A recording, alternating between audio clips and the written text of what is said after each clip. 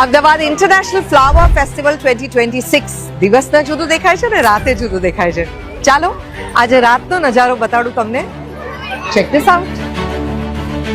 30 લાખથી વધારે ફૂલો અને 450 લોકોની મહેનત, 6 અલગ અલગ ઝોન. આપણે જોવાના છીએ આજે ભારત એક ગાથા. આખા અમદાવાદ નહીં, આખા ગુજરાત નહીં, આખા ભારત સાથે મળીને. કારણ કે બધી શું થાય, આ ખિસકોલીને પૂછો જેણે રામ ભગવાનને રામ સેતુ બનાવતી વખતે શું હું પણ કોન્ટ્રીબ્યુટ કરી શકું એવો સવાલ પૂછેલો. પ્રાચીન કથાઓમાં દેવ અને દાનવ જ્યારે સામ સામે આવીને સમુદ્ર મંથન કરે છે અને મંથનમાંથી જે નીકળ્યું એ અલગ અલગ વસ્તુઓ સાથેનું આ રેપ્રેઝન્ટેશન એ વાર્તાનું અહીંયા તમને જોવા મળશે. અને આ અમૃત મંથન કરતા કરતા જે વિષ નીકળ્યું એ વિષ શંકર ભગવાને પીધું અને એટલે નીલકંઠ કહેવાયા. અને એમના મસ્તિષ્કમાં એમણે ગંગાનું અવતરણ કેવી રીતે કર્યું એ છે અહીંયા. ટચલી આંગળી પર ગિરિધારીએ ગિરિધર ધારણ કર્યો છે. જુઓ અત્યારે એવા કેટલા બધા લોકો છે કે જેમને પોલ્યુશનની ચિંતા છે. એ ચિંતા ખૂબ સ્વાભાવિક છે કારણ કે શહેરનું ગ્રીન કવર જો ઘટતું જાય તો પોલ્યુશનના પ્રશ્નો વધતા જાય. એટલા માટે જ મિશન 4 મિલિયન ટ્રીઝ અને આવનારા વર્ષોની અંદર એ મિશન થશે 5 મિલિયન.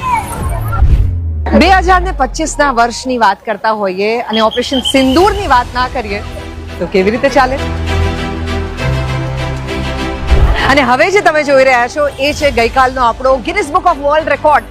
એકચ્યુઅલી એક નહીં, બે રેકોર્ડ કાલે આપણે બનાવ્યા છે અને કોઈને તોડ્યા નથી કારણ કે આજ પહેલા કોઈએ આ પ્રયત્ન કર્યો જ નથી. ફૂલોથી બનાવવામાં આવેલું સૌથી લાંબુ પોર્ટ્રેટ ઓફ સરદાર વલ્લભભાઈ પટેલ એમની 150મી જન્મ જયંતિ પર.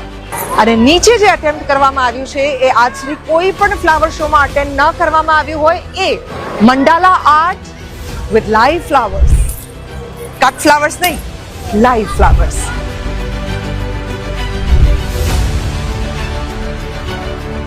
Thank you.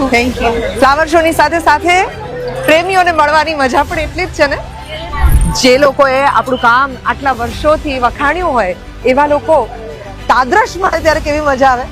ચાલો જઈએ છેલ્લા ઝોનમાં, ભારતની સિદ્ધિઓ. વંદે માતરમને થયા 150 વર્ષ. ઇન્ડિયાના ડિફેન્સ સેક્ટરે જે રીતે ઘાતક ડ્રોન બનાવ્યું, અગ્નિ મિસાઇલ બનાવ્યું અને આકાશ સિસ્ટમ બનાવી એ બધાને પણ અહીંયા એક સલામી આપવામાં આવી છે.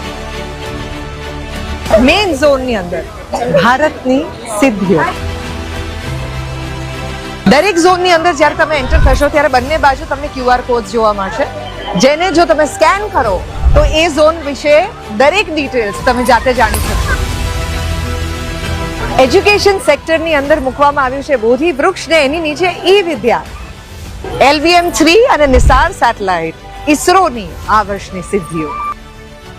અને આગળ કોમનવેલ્થ ગેમ્સમાં 2030માં ભારત બનશે હોસ્ટ અને અમદાવાદને આ નજરાણું મળ્યું છે. જુઓ, પવન ચક્કીથી લઈને એટોમિક એનર્જી ઓર સોલાર પેનલ્સ. અને સૌથી અગત્યની અને કેટલાય વર્ષોથી આપણે જેની રાહ જોઈ રહ્યા છીએ એ સિદ્ધિ બુલેટ ટ્રેન. આ વખતના ફ્લાવર શો ને પણ ચૂકવા જેવો નથી કારણ કે એની અંદર તમે જે જોઈ રહ્યા છો એ દર વર્ષના 40 સ્કલ્પચરને બદલે આ વખતના 150 થી વધુ સ્કલ્પચર્સની ગાથા છે. ભારત એક ગાથા. ચોક્કસ જોવા આવો in Ahmedabad at the international flower show 2026. Devaki signing of.